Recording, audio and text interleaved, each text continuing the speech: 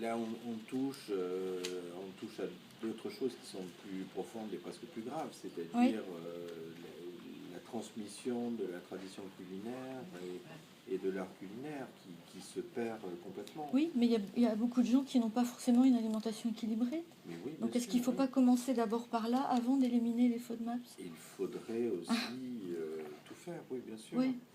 Mais le problème, c'est que, et moi c'est ça qui m'interpelle toujours, c'est de voir la différence énorme entre ce que les gens peuvent connaître, puisqu'il y a quand même aujourd'hui un accès à l'information qui est assez important, et ce qu'ils mettent en pratique. Oui. C'est effrayant. Et là, après, qu'est-ce que vous voulez? On ne peut pas non plus le tenir la main pour traverser la route. C'est un peu compliqué. Hein. Mais vous avez raison, oui, c'est vrai que les gens mangent extrêmement mal et ne se rendent pas compte à quel point ils mangent mal, bien qu'effectivement, il y ait, encore une fois, des recommandations qui sont édictées partout et que tout le monde peut connaître sans aucune difficulté. C'est la mise en pratique après, bien sûr. Oui.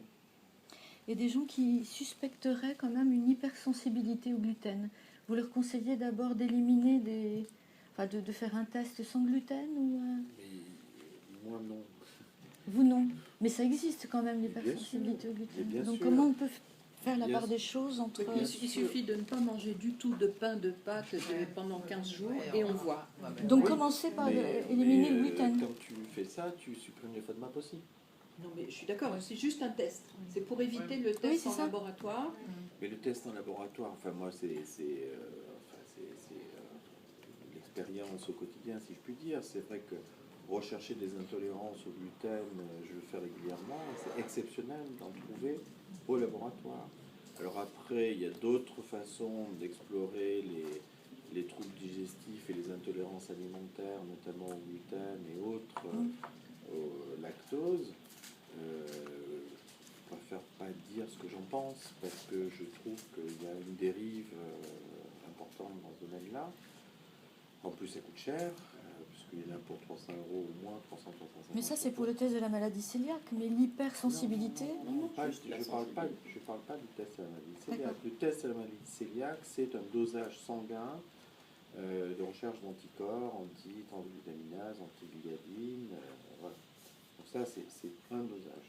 Après, il y a le test de sensibilité ou d'intolérance alimentaire. Je vais faire crisser des dents, mais ça n'est pas grave, qui effectivement ne sont pas pris en charge par la sécurité sociale, de 300-350 €. Et curieusement, quand vous faites ces tests-là, 90% des individus qui effectivement font le test se retrouvent avec des intolérances alimentaires.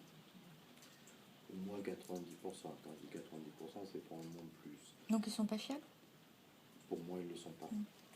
Ils ne le sont pas toujours, en tout cas. Voilà. Donc c'est à prendre avec beaucoup de précautions. Et plutôt que de dépenser 350 €, comme dit Daniel, il suffit d'une éviction complète pendant 15 jours, 3 semaines, et vous saurez où vous en êtes. Point barre. Point barre. Ça me rappelle toujours une histoire de chasse, mais qui est une histoire vraie, d'un patient, alors il y a fort longtemps, parce qu'à l'époque j'étais encore en Limousin, qui était allergique, et dans le fin fond du Limousin, on lui a fait des tests d'allergie et on l'a retrouvé allergique aux poils de chameau. Alors, vous imaginez bien que le nombre de chameaux qui a pu se promener dans les rues de Limoges était quand même relativement limité. Mais on l'a trouvé allergique aux poils de chameau. Enfin, voilà. Je pense qu'il y a la science d'un côté et le bon sens de l'autre. Restons avec du bon sens.